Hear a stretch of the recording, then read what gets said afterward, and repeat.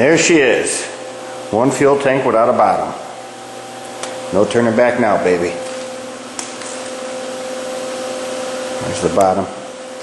Had to cut the square part out there in the middle because they got the baffles in there welded to it.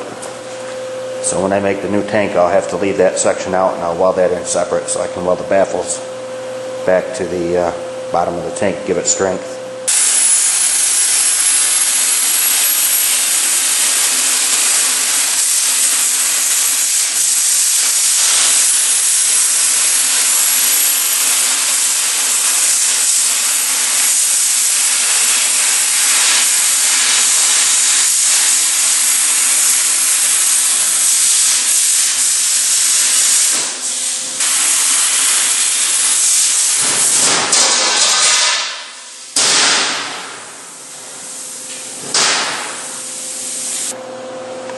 I've cut the first piece here, 16 by 8, or no, 16 by 9.5. That'll replace this section right here.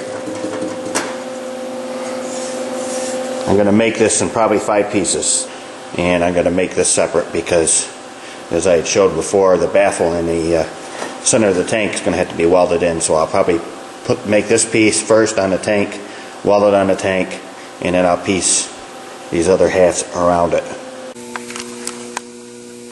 So what I'm going to do next here is I'm going to use, I took this old scrap piece of steel pipe, 2-inch pipe, tacked it to the bench here, and I'm going to use that as an anvil to make my radius on this piece of 12 gauge. I'm going to be using a combination of a little bit of heat because it's just 12 gauge, it's pretty thick stuff, and I'm going to use a couple of body spoons. I'm going to use this one here beat with, and then I'll probably finish up with this small body spoon. This is actually a handmade body spoon I made quite a few years ago when I was actually doing body work here in the shop.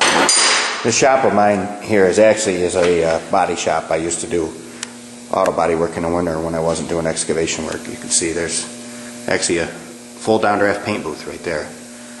But anyway, we're going to heat this baby up and see what we can do.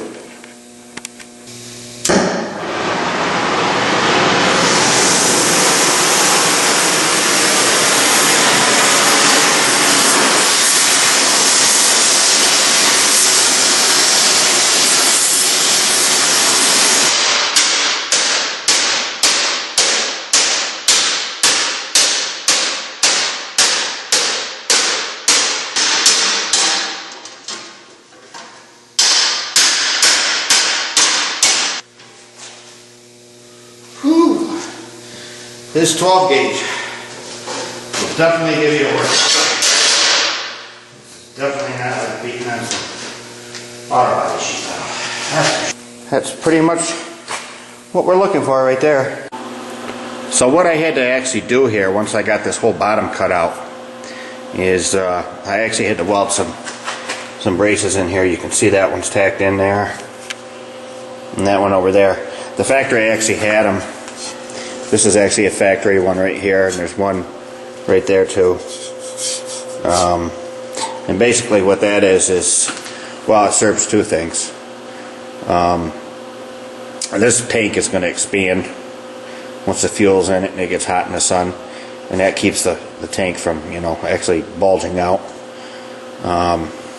So I really didn't need to add mine for that reason. But the reason I actually added mine, which won't hurt anything to have 2 extra ones, is because when I cut this tank, it sprang. And this actually pulled out a little bit.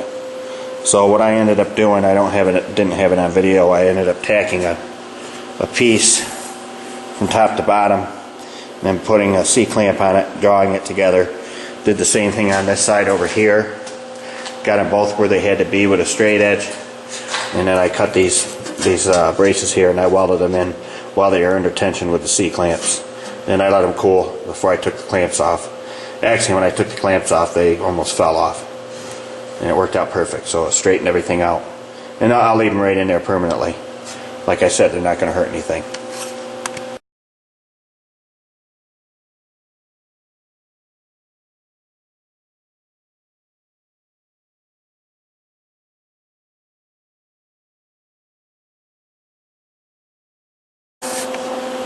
Okay, so progressing along on this tank here. So what I've done, I've cut the pieces and I got them tacked in here. I got 3 pieces tacked here in the bottom. I didn't bother videoing all that because it would probably be like watching paint dry.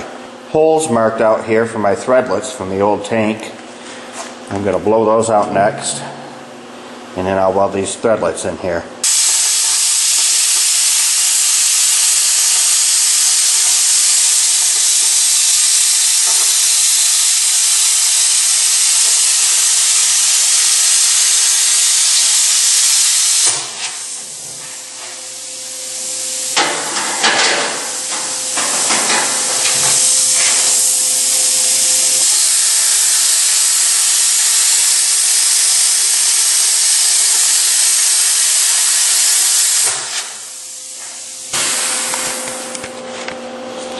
So that guy will be welded on there like that.